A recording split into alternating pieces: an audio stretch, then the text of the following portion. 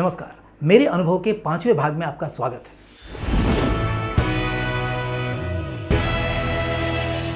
आज के अनुभव में आपको मैं सिखाने की कोशिश करूंगा, आपको बताने की कोशिश करूंगा कि किस तरह से किसी सेलिब्रिटी के साथ काम करना चाहिए, कैसे उनके मूड को भांप करके आप अगर अपना निर्णय लेते हैं, कोई शूटिंग करते हैं तो कैसे सफल रहते हैं, इसके बारे में।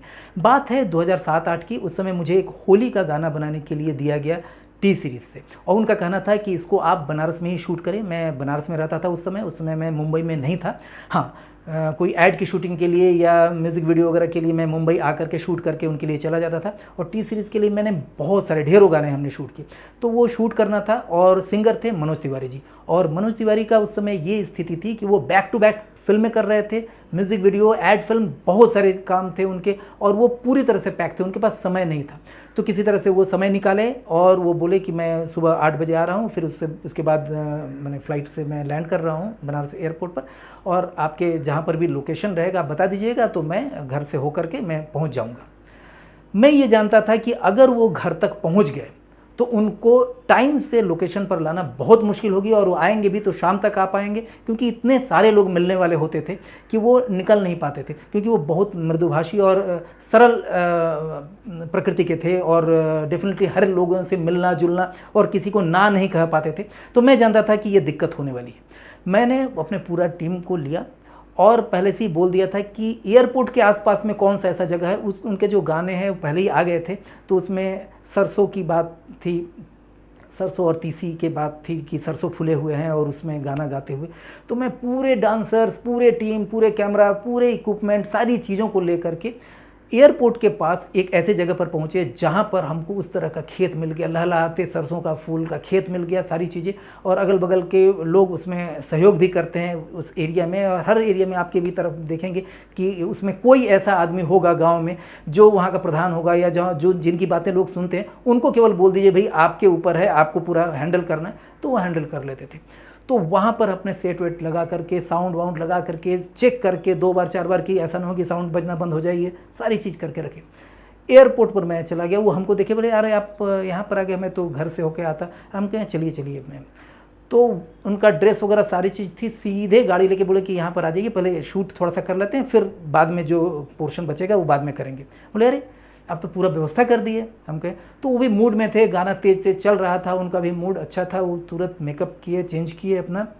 और उनके एक स्वभाव है कि वो किसी भी ड्रेस को, जो हम सही सलामत ड्रेस भी देते थे ना, वो काट वाट करके वो अपने से ही कैंची उची से उसको अलग बना लेते थे, और वो अच्छा भी लगता था उनके ऊपर। डेफिनेटली वो अपना थोड़ा सा अड़भंगी रूप, और बेहतर गाने का शूटिंग हुआ, और 1.5 से 2 घंटे के अंदर हमने उस गाने को कंप्लीट कर लिया।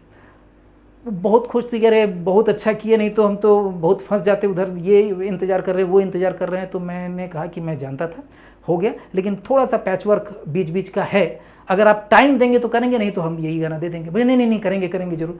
तो मैं जानता था कि वो शाम को ज़रूर टाइम देंगे, क्योंकि गाने की शूटिंग बेहतरीन हुई थी। तो कुछ पोर्शन थी जो हम लोग आफ्टरनून उस पोर्शन को कर लिया और एडिट करके दिया। तो डेफिनेटली एक तो उनका नाम अच्छा था, गाने भी अच्छे शूट हुए थे, बैकग्राउंड बहुत अच्छा मिल गया था, ढेर सारे लोग थे, उस गाने के बोल भी बहुत अच्छा था, तो सुपर हिट हो गया। तो ये मैं कहूँगा कि जब आप किसी स्टार से, जिस समय वो व्यस्ततम पीरियड में हो, तो उनके एक एक समय की कीमत को समझिए, उनके ऊपर दोष मत डालिए कि अरे वो तो टाइम से नहीं आते। उनके साथ इतने चीज़ें हो जाती, इतने लोग हो जाते हैं कि किसी को वो नाराज़ नहीं कर पाते। इसलिए सेट पर कभी कभी देर से आते हैं, यार कई लोगों की आदत होती है, लेकिन देर से आने का कई बार उनकी मजबूरी हो जाती है।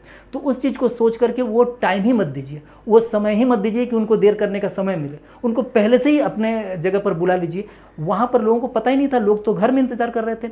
जब तक से वो लोग 1.5-2 घंटे में, क्योंकि बावतपुर एयरपोर्ट काफ़ी दूर था, उस समय इतना अच्छा सड़क भी नहीं बनी हुई थी, आज बहुत अच्छा बना हुआ है, तो आने में भी देर हुआ। तब तक से तो 1.5-2 घंटे में हम लोगों का गाना कंप्लीट हो गया उनका पूरा, क्योंकि उनको याद रहता है। और वो उनको मैंने बता दिया कि जहाँ भी आप लिपसिंक मिस करें तो आप दोबारा उसी ऑडियो के ऊपर ही आप बढ़िया से अपने से सोच करके लिपसिंक गा दीजिए, हम लोग ऑडियो के ऊपर ट्रैक पर उसको मिला लेंगे, जो भी चीज़ है सिंक्रोनाइज़ कर लेंगे।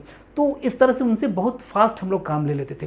कई बार क्या हुआ कि 2-2 दिन में 8-8 गाने उनका हमने कंप्लीट किया और बढ़िया तरीके से, अच्छे तरीके से। तो प्री प्रोडक्शन अगर अच्छे ढंग से आपने किया है तो अच्छा शूटिंग होता ही होता है।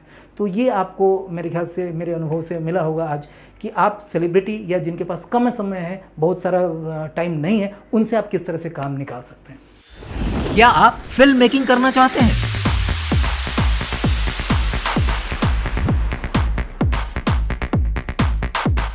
या इससे जुड़े किसी करियर को अपनाना चाहते हैं?